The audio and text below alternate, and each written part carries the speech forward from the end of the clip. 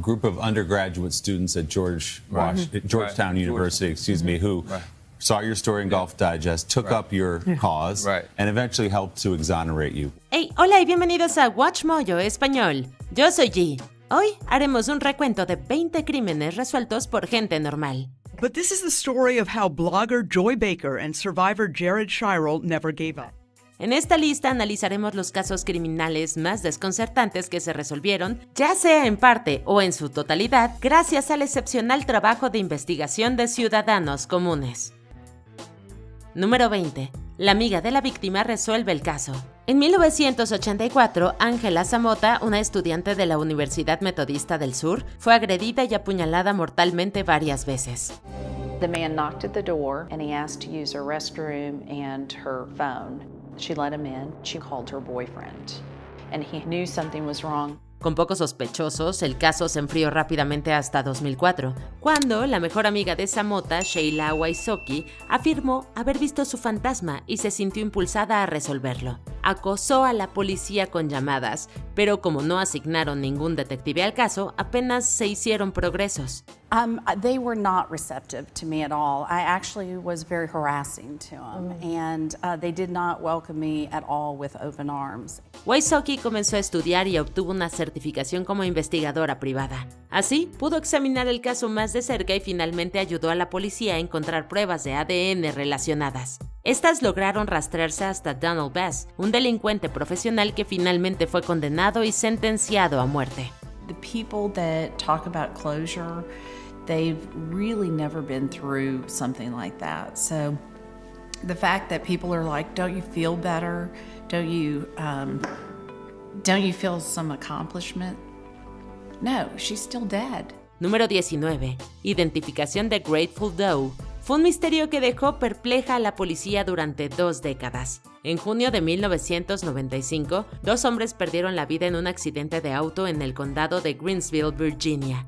A young man was killed in a car crash in Emporia, Virginia in June of 1995. The only clues to his identity were a Grateful Dead t-shirt he was wearing, 2 tickets to a Grateful Dead concert, and a note written to a Jason. Aunque el conductor del vehículo fue identificado rápidamente, la identidad del pasajero siguió siendo un enigma. Lo apodaron Grateful Doe debido a las entradas para el concierto de Grateful Dead que se encontraron. Más tarde las autoridades publicaron unas imágenes del pasajero, que fueron ampliamente difundidas por grupos de detectives aficionados en Internet. After this composite was released, photos of a man named Jason were recently posted to the Grateful Doe Facebook page in hopes of identifying him. Como resultado de esta intensa campaña, las imágenes fueron reconocidas por 2 personas que afirmaban ser el ex-roomie y la madre del pasajero. Tras realizar pruebas de ADN, se le identificó como Jason Callahan, de 19 años, que se fue de casa en 1995 y nunca volvió. We were friends. We were always on a pleasant hello, how you doing? What's going on? What you been up to lately? Número 18. La muerte de Paulette Juster. Paulette Juster era una joven que desapareció en su ciudad en Michigan en 1979.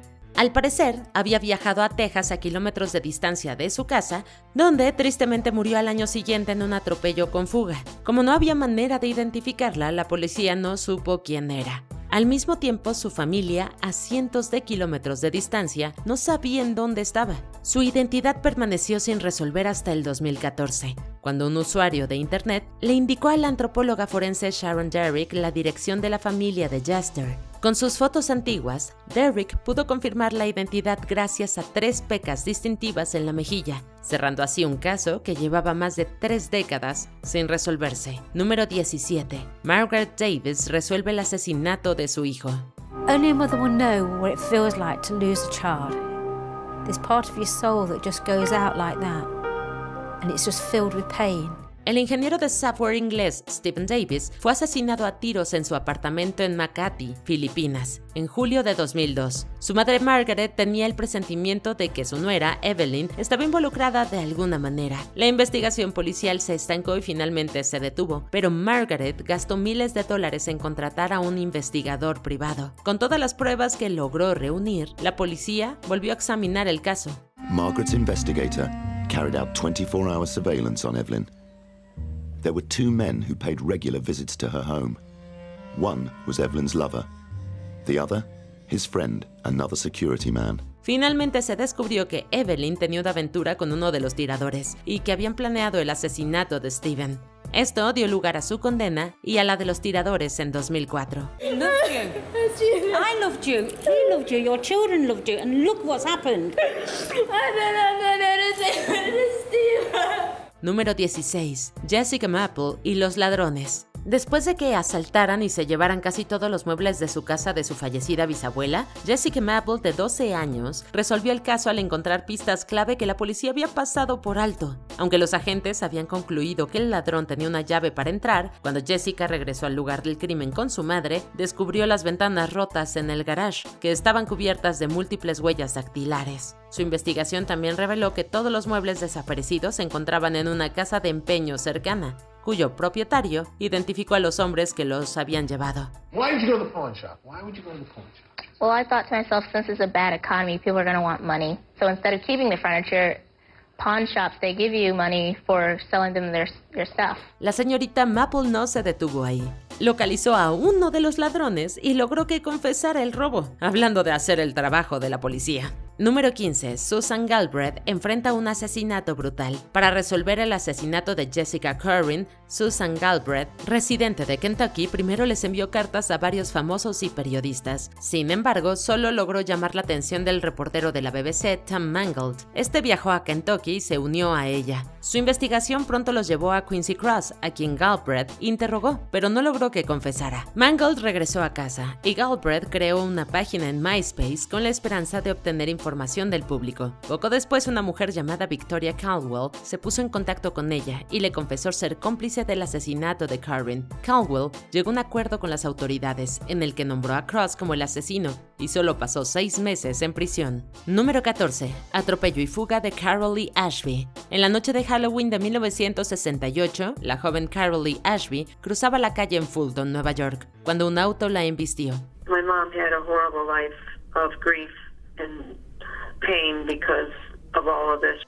El conductor se negó a detenerse y desapareció en la noche, sin ser identificado durante décadas. En 2013, un detective jubilado de Fulton hizo una publicación en Facebook sobre el caso sin resolver. Esto llegó a oídos de una mujer que recordaba que en 1968 le pidieron que proporcionara una coartada falsa a un tal Douglas Parkhurst. Parkhurst was questioned by investigators back then, but it wasn't until recently that police say he admitted to driving drunk. Tras recibir esta información, la policía interrogó a Parkhurst, quien confesó el crimen, pero no se le imputaron cargos ya que había prescrito. Parkhurst will not be in court, since the statute of limitations on most charges has long expired. The only criminal aspect would be an intentional act. And we have no information, no evidence to support that this was an intentional act. En un cruel giro del destino, Parkhurst murió 5 años después, atropellado por otro conductor que se dio a la fuga. Número 13. Aficionados a los autos resuelven un atropello con fuga.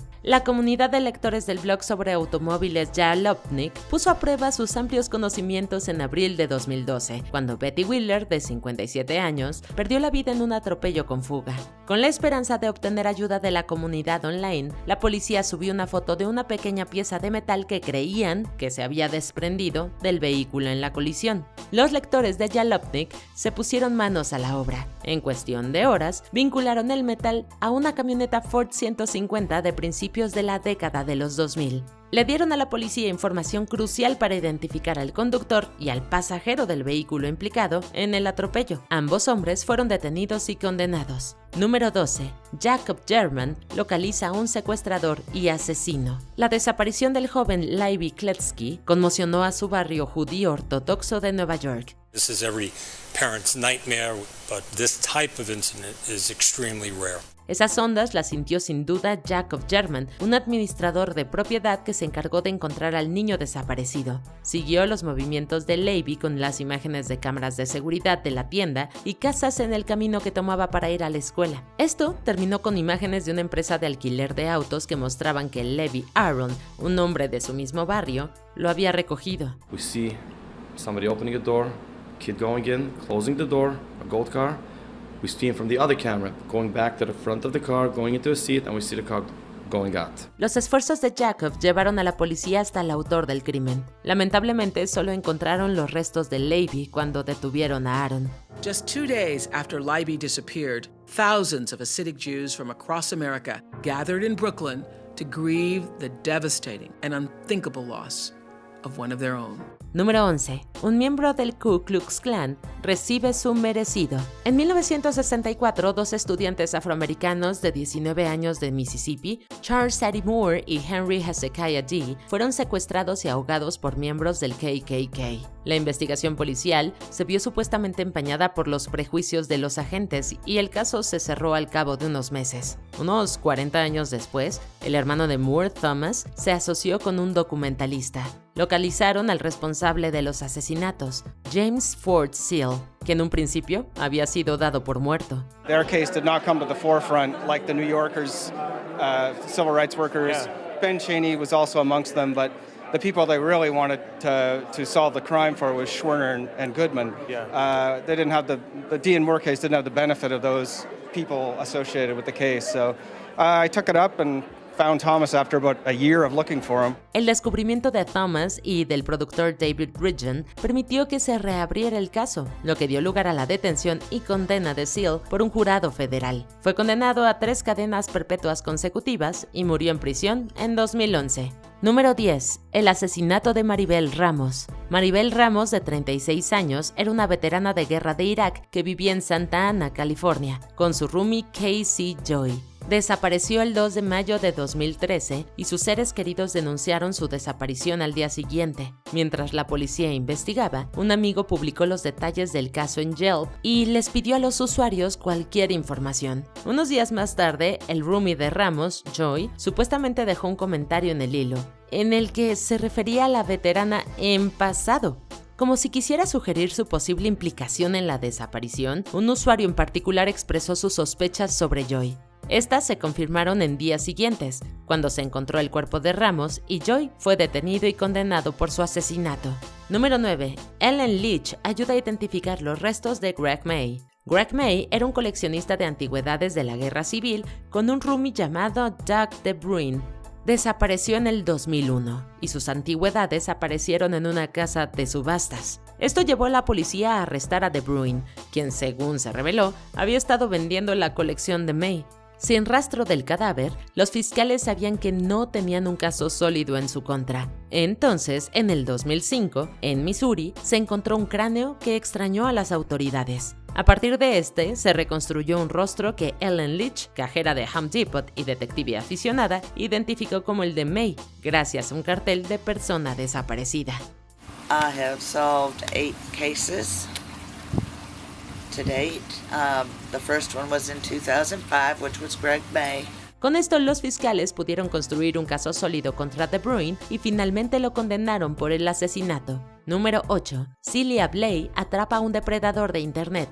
William Melker Dinkle, un enfermero de 47 años de Minnesota, se hacía pasar por una mujer de 20 y tantos años en salas de chat online. Animaba a jóvenes adultos deprimidos a quitarse la vida, a veces para su propio disfrute visual. Su plan fue descubierto por Celia Bley, una jubilada de Inglaterra, quien entabló una conversación con una adolescente en Internet.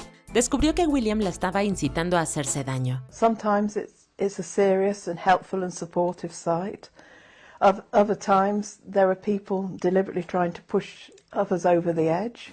Celia ideó un plan con la adolescente y logró reunir pruebas contra William, con las que convenció a las autoridades estadounidenses para que presentaran cargos. Le retiraron la licencia de enfermero y fue condenado a prisión por ayudar e intentar incitar a 2 personas a hacerse daño mortalmente. William Melcher Dinkle had to come to this courthouse 5 minutes from his house to face the allegations. All because a woman thousands of miles away wouldn't give up. Número 7. Bradley Wildman y el juez depredador. A finales de la década de 1990, el investigador privado canadiense Bradley Wildman desarrolló un troyano disfrazado de archivo de imagen que publicó en varios sitios web frecuentados por depredadores. Una vez descargado, el archivo le daba acceso ilimitado a la computadora de la persona. Esto permitía examinar minuciosamente sus correos electrónicos y otros documentos para luego entregarles información importante a grupos de vigilancia. Su trabajo culminó con la detención de Ronald Klein, un juez del Tribunal Superior de California que tenía abundantes pruebas condenatorias en su computadora. Klein fue retirado de su cargo y condenado a 27 meses de prisión. Número 6. La exoneración de Valentino Dixon. En 1991, Valentino Dixon fue detenido y acusado del asesinato a tiros de un hombre en Buffalo, Nueva York. There's nothing quite like a fresh start. Just ask Valentino Dixon. Aunque se dijo que el verdadero autor del disparo había confesado y que 8 testigos oculares absolvieron a Dixon del crimen, finalmente fue condenado y sentenciado a una larga pena en prisión. Mientras estaba en prisión, comenzó a dibujar campos de golf y pronto llamó la atención de un periodista de una revista de golf llamado Max Adler. I'm glad that resonated with him, with what he was feeling, and that he had the audacity to reach out to me, and I'm just so thankful I got that letter. Adler publicó un artículo sobre la terrible experiencia de Dixon que llamó la atención de Marty Tankleff, un profesor de Derecho de la Universidad de Georgetown, quien decidió hacerse cargo del caso junto con sus alumnos. La clase logró encontrar fallos en el juicio original de Dixon y le ayudó a conseguir uno nuevo que terminó con su exoneración. It's undescribable. Yeah, I'm so grateful for the support and the love. You know, I never knew that I had this much support. When I walked out of that courtroom and everybody was there, I had some support, but I didn't know it was this huge. Número 5. El asesinato de Abraham Shakespeare. Para Abraham Shakespeare, ganar $30 millones en la lotería fue, por desgracia, el comienzo de sus problemas. Shakespeare bought himself that new car, fancy new house, and lots more. But as so often happens, this lotto winner's drama didn't stick to the script. That's because the money also brought unwanted attention. Montó un negocio privado con Doris D.D. Moore, que se quedó con el control de sus finanzas. Unos meses más tarde mató a Shakespeare y lo enterró bajo una losa de concreto detrás de su casa. A medida que el caso fue ganando atención, los usuarios del foro de delitos en Internet Web Sleuths comenzaron a investigar. In the beginning, we thought he was missing, that he was hiding away. As the investigation continues, the evidence mounts that he could have died because of sinister means. Murder, we're talking here. Could be. Descubrieron que Moore había abierto una cuenta falsa en el sitio web para desviar las sospechas. Los detectives aficionados pudieron rastrear la dirección IP de la cuenta hasta la computadora personal de Moore, lo que ayudó a los investigadores. Fue declarada culpable del asesinato de Shakespeare y condenada a cadena perpetua. Cold, calculated, cruel, they all apply. Manipulative, probably the most manipulative person that this court has seen. Número 4. Una escritora de True Crime resuelve un caso de 50 años de antigüedad. En el 2016, Monica Waller publicó Injured Parties, Solving the Murder of Dr. Helen Davidson. El libro detalla su viaje de 7 años para aparentemente cerrar un caso de 50 años de antigüedad. En 1966, Davidson fue encontrada muerta cerca de su casa en Buckinghamshire después de salir a observar aves. A pesar de la exhaustiva investigación, la policía no pudo encontrar nada concreto y finalmente dictaminó que había sido un asesinato aleatorio y sin motivo. Sin embargo, Weller llevó a cabo una minuciosa investigación y pronto llegó a la conclusión de que el autor era George Garbutt, un jardinero que trabajaba en la zona. Aunque se quitó la vida 5 años después del incidente, Weller teorizó que había matado a Davidson después de que ella lo viera con un hombre. Esto ocurrió en una época en la que la homosexualidad era ilegal en Inglaterra. Número 3. El asesinato de Jacob Wetterling. En octubre de 1989, Jacob Wetterling fue secuestrado en St. Joseph, Minnesota, y nunca regresó. These are happy thoughts, but when you stop to think about how much time has gone by, it's kind of hard to swallow. El caso presentaba similitudes con el secuestro y agresión de un tal Jared Shadle, que finalmente fue liberado. El caso se enfrió con el paso de los años hasta que en el 2013 Shadle se asoció con Joe Baker, una bloguera, para resolverlo. This morning, Patty Wetterling finally knows what happened to her son Jacob. Baker descubrió una serie de agresiones similares que ocurrieron en la cercana localidad de Paintsville y se convenció de que todas habían sido cometidas por la misma persona. Aunque según se sabe, la policía desestimó su teoría en primera instancia, finalmente investigó el caso a fondo y se centró en Danny Heinrich. You had the theory and everybody told you that theory was wrong. Yeah, that's true. And it was disheartening. Heinrich en realidad era uno de los primeros sospechosos en todos los casos mencionados. Llevó a la policía hasta los restos de Waterlink y fue condenado a 20 años de prisión. Número 2. La cacería del asesino del Golden State por Michelle McNamara. He was like a Hannibal Lecter, highly intelligent, highly sadistic, master manipulator. Joseph James DeAngelo, conocido como el asesino de Golden State, fue responsable de la muerte de al menos 13 personas, pero la búsqueda de su identidad se cobró una vida más, la de Michelle McNamara. Esta escritora especializada en true crime creció fascinada por los misterios sin resolver y más tarde se centró en una serie de casos que ocurrieron en California en los años 70 y 80. Su inquebrantable investigación dio como resultado una gran cantidad de pruebas. I'm so sad and full of self-doubt, and then I'm not. Where can this all lead? Para lidiar con el estrés, comenzó a tomar una mezcla de medicamentos recetados, lo que la llevó a una muerte accidental. Sin embargo, su trabajo reavivó el interés en el caso y finalmente llevó a las fuerzas del orden hasta DeAngelo. Police say the 72-year-old appeared surprised when they swarmed his home Tuesday evening. No incident, he didn't say it wasn't me or anything like that? No, really no conversation at all. Hey, aún no terminamos, pero ya casi. No olvides suscribirte a nuestro canal y activar la campana para recibir notificaciones de nuestros últimos videos. Seguramente te van a gustar. Ahora sí, vayamos al final. Número 1. El asesinato de Jun Lin. Antes de que este caso se convirtiera en el asesino de Jun Lin, giraba en torno a un par de videos en Facebook que mostraban actos de crueldad animal cometidos por un hombre no identificado. And so I was on Facebook one day and I found a post. A lot of people have been feverishly posting about a video that was online. Un grupo de detectives online comenzó a investigar y pudo identificar al hombre de los videos como Luca Magnotta. Más tarde, este hombre llevó a Lynn, un estudiante universitario de Canadá, a su departamento, donde acabó con su vida y subió un video a internet.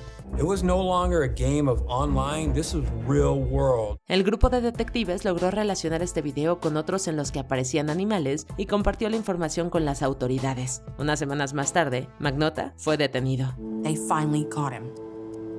And it was just like the perfect way for Luca to go down. Luca was caught in an internet cafe because he couldn't stay away from his vanity. ¿Cuál de estos casos te sorprendió más? Cuéntanos en los comentarios y no te pierdas estos otros videos de WatchMojo Español.